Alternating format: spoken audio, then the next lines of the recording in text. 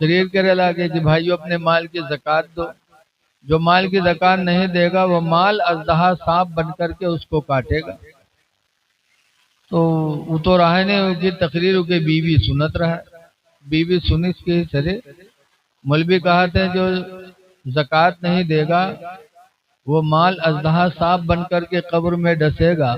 تو ہمارے گھر میں 100 کے نوٹ دھرا ہے، 2.5 روپیہ ہمارے ضروری ہے،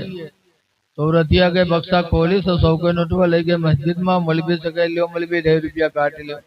مولوی بھی چلو 2.5 روپیہ کاٹ لی، 97.5 دیہس لے کے وہی کپڑا باندھ کے بکسا میں رکھ دی۔ اب شام کے جب کہ آدمی لوٹا نہیں رہا ترسا تو بکسا جھوٹا، بکسا کھولا اس کے بعد کپڑوا اٹھے سکا کھول لی تو کھنڈ سے ٹھنڈی نیچے گری، تو کہ جو کھڑکا کہ ہائے لائی میں پھٹکر کہاں سے آئے گا، گنس تو دیکھے 97.5 تو رتیا گوہرے کے سیاں کس کے رے 100 کے نوٹ رکھا رہا ڈھائی کا ہوئی گے رے، تو کہ میرے مولوی تقریر کرت رہا ہے کہ 40 میں 100 میں 2.5 زکوٰۃ ضروری ہے، جو نہیں دے گا وہ مال اژدہا سانپ بن کے قبر میں کاٹے گا، تو 2.5 روپیہ زکوٰۃ دے ہے۔ عورتیا کہ مردوا کہ آئے رے پہلی دفعہ زندگی میں 100 کے نوٹ پاورا وہاں تو رہ ڈارے جلے کے آؤ مولوی سے الگ نام پر دیے تھے کہ مانگے جی کہ لے آؤ نہیں وہی 2.5 روپیہ خاطر ہم گھر چھوڑ دیں، عورتیا کہ رہو چاہے نہ رہو لیکن ہم مانگے نہ جی کہ لے آؤ نہیں وہی 2.5 روپیہ خاطر ہم جان گنوائے دے، کہیں مر جاؤ لیکن ہم مانگے نہ جی، کہیں مرے جائی تو کہیں مر جا، بڑا مکار رہا بغیر کے باہر نکلا دھڑام سے گری گا، اس کے بعد سانس روک لی، ہاتھ پیر سب ڈھیل کے گئی۔ اب لوگ دورے کا اٹھاوے لگے تو کہ ہاتھ اٹھاوے تو اٹھے چھوڑے میں بھد سے گر جائے، پیر اٹھاوے تو اٹھے چھوڑے میں بھد سے گر جائے، بہت مکار رہا، لوگ جانے صحیح بات مری گا۔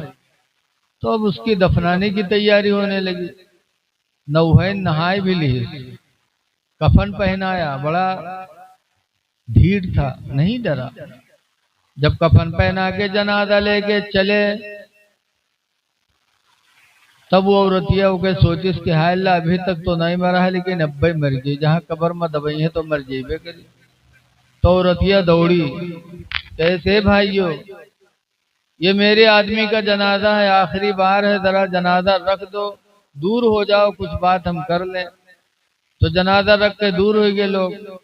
تو رتیا گئے اسے کانے میں کہا تھے کہ اٹھ پر رے قبر تیار ہے چل گھر کرے اب دبائے دیں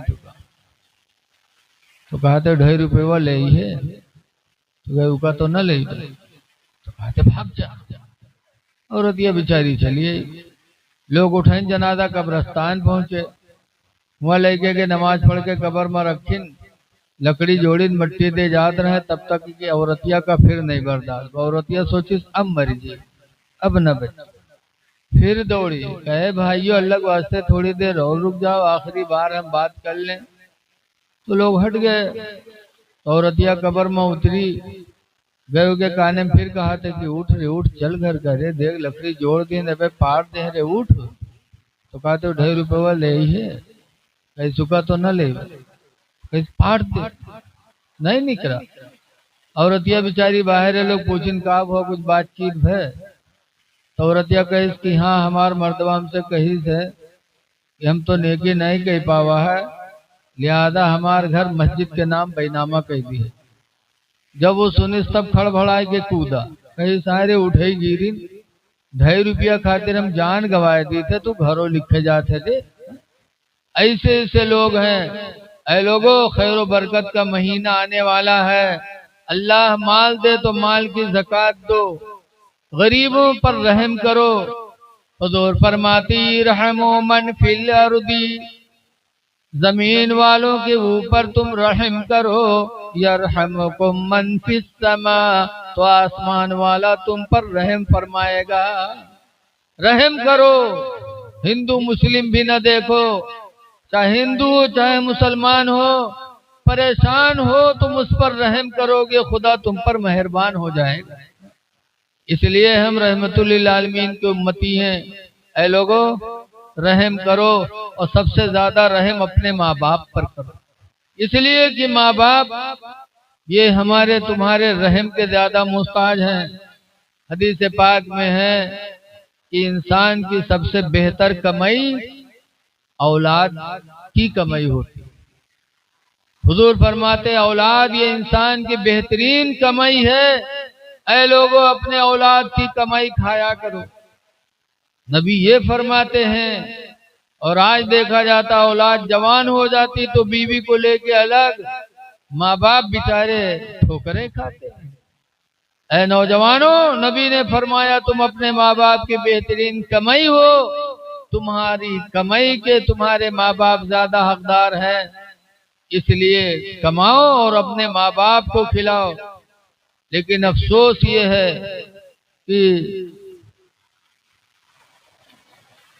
ماں باپ کو بھول جاتے ہیں۔ اے لوگوں،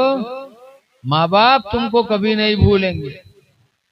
ابھی مولانا مسعود صاحب مبارک پور کے آئے تھے ہمارے کھنہ پر ہوا، تو انہوں نے بتایا تھا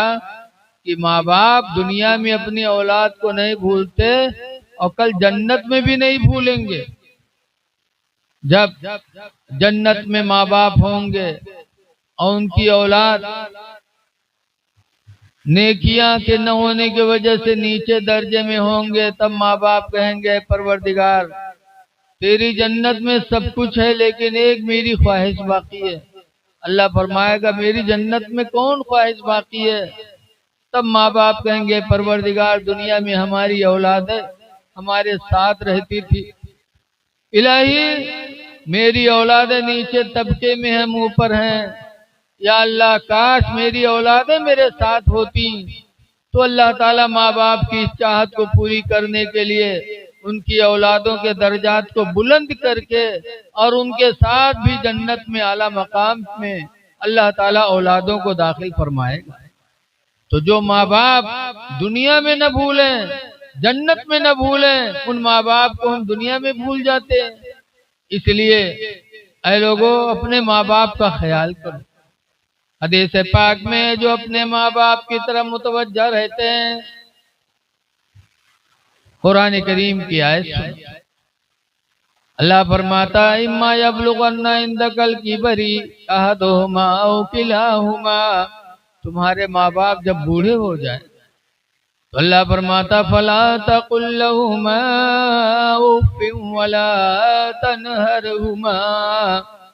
تو اے میرے بندے تم ماں باپ کو اف نہ کہنا اور ان کو جھڑکنا نہیں، زور سے نہ بولو ماں باپ کے سامنے۔ وَقُلْ لَهُمَا قَوْلًا كَرِيمًا، اور اے میرے بندے ماں باپ سے میٹھی بولیاں بولا کر۔ اس لیے ماں باپ کا خیال کرو۔ حضور سے پوچھا گیا اللہ کے رسول ماں باپ کیا ہیں؟ تو حضور نے فرمایا تھا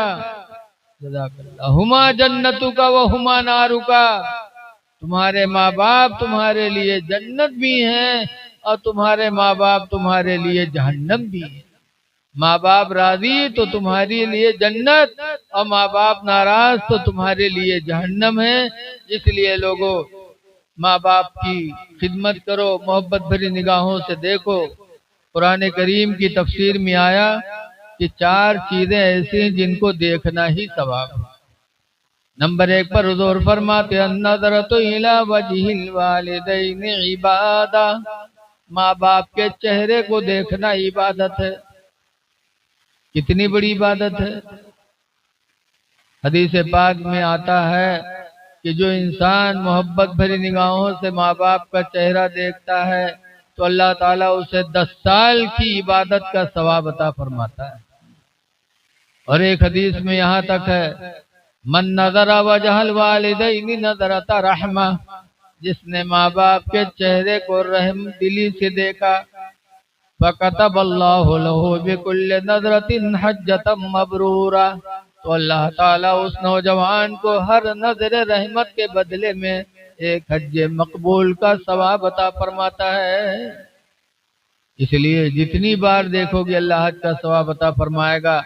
اس لیے آپ حضرات سے گزارش ہے مسجدوں کو آباد کرو، رمضان کے مہینے کا احترام کرو،